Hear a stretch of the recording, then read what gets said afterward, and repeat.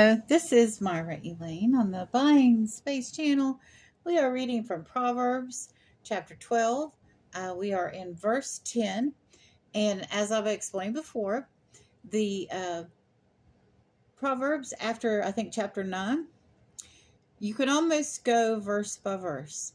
There are not themes within chapters as much as they were in the first part or even in the rest of the Bible.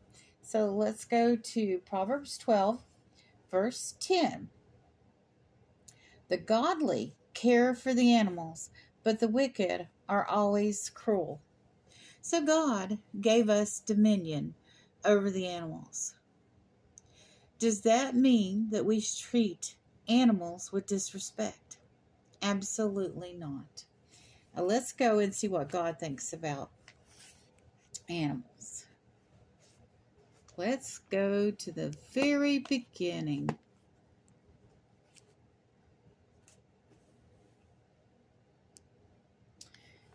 So we're on the sixth day of creation. God created human beings.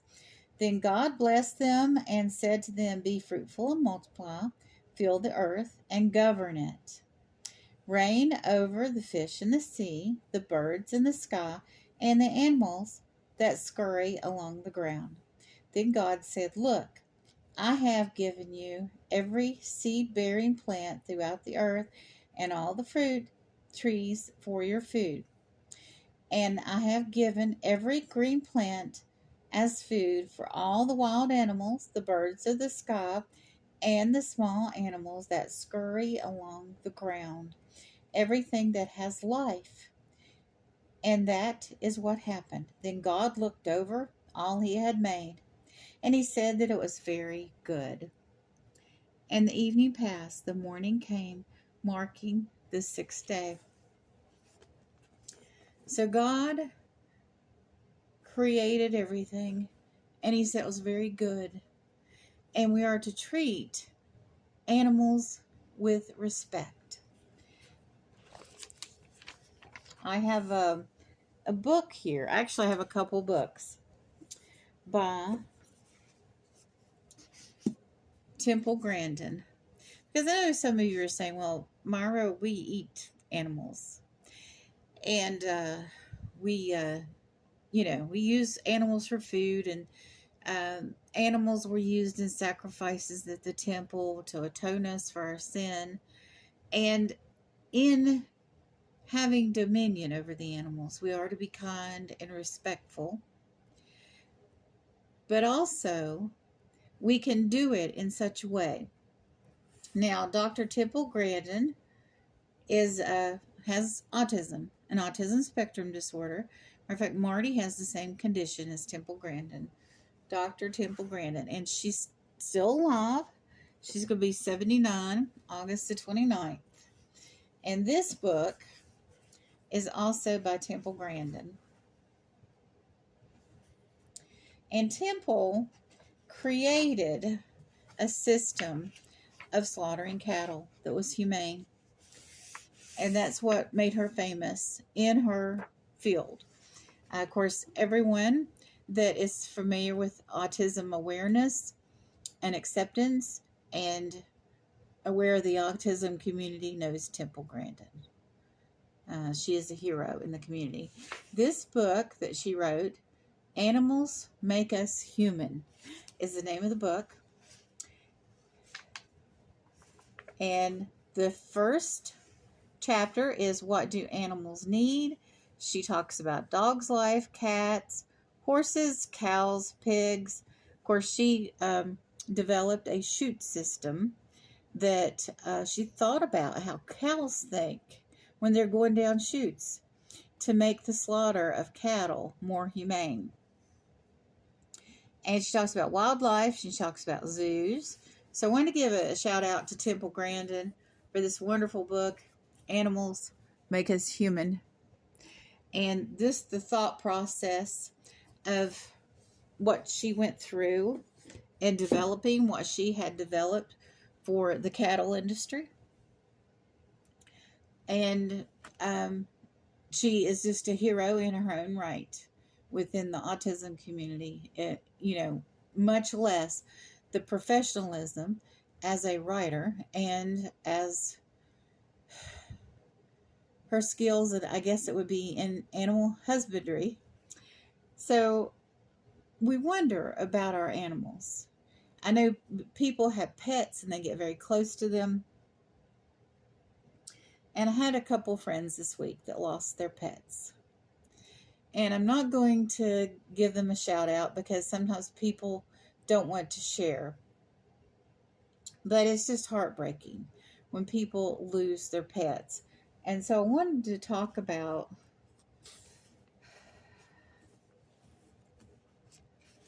if animals are going to be in heaven. So I think I need to go to Revelation. I hope I haven't forgotten the verse. If I have, I'll link it in the bottom. I know it's in chapter 5.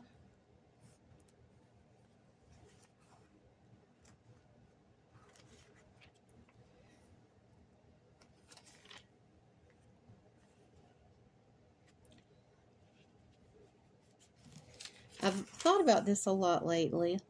I used to not pray for animals. I used to pray for the people that own them, for God to bring them comfort when they lost their animals. But I'm going to now pray for animals because they are one of God's creatures. And if people have a sick pet, previously I would pray just for their comfort in whatever happens with the animal. But now I am going to pray that the animal be healed and pray directly for the well-being of the animal, because I've thought about this, and they are God's creation. They do have spirits. They do have emotions and feelings.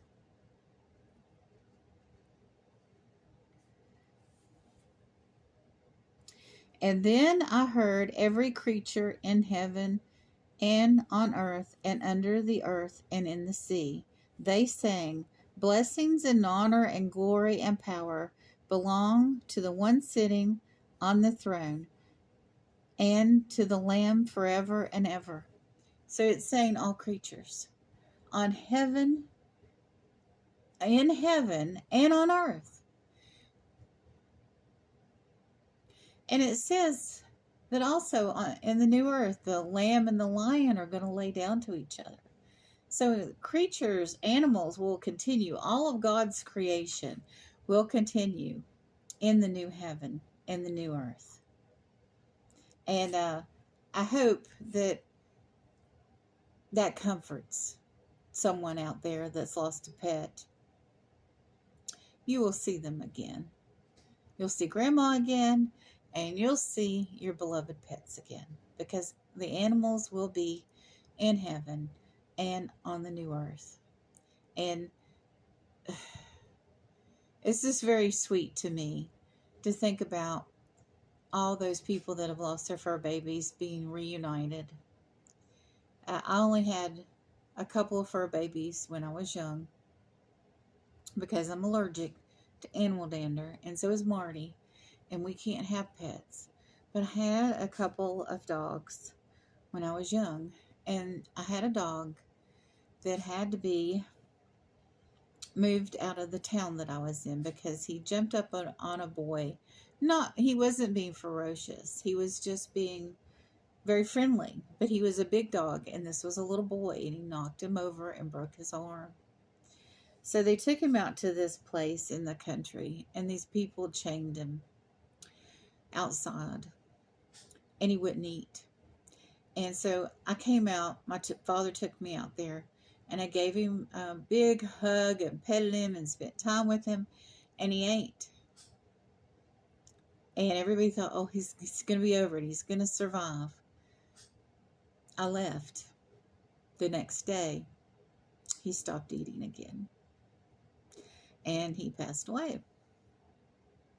And I know I'm going to see that dog in heaven. And my grandparents had a dog that I remember.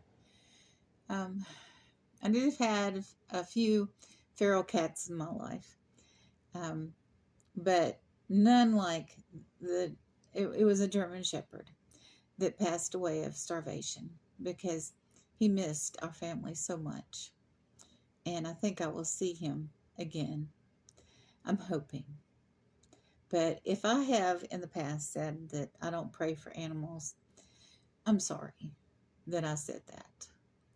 I mean, I've always prayed for the people that lost their pets, for the families, for the children, for them to have comfort.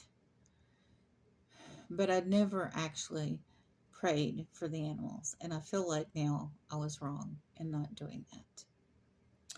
But it's something to think about as you go through the week. If you run across an animal that's distressed, do what you can. I mean, even if you just have to call somebody and leave because you've got to be somewhere, please. And pray for them that they will get the help they need. I'm so sorry that I'm upset right now.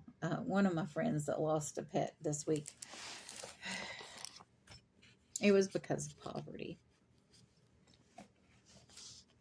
And our entire country is just full of people that don't care. And it's upsetting. And I wish I'd have known earlier.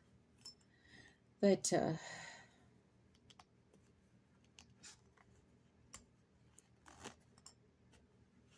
my friend will see his dog again. And that dog's family. He like knew the genealogy of the entire family of that dog that he had that passed away this week. Or last week. And it just really, really broke my heart to see it. But I do believe he will see his beloved pets again. And you will have a wonderful and blessed day.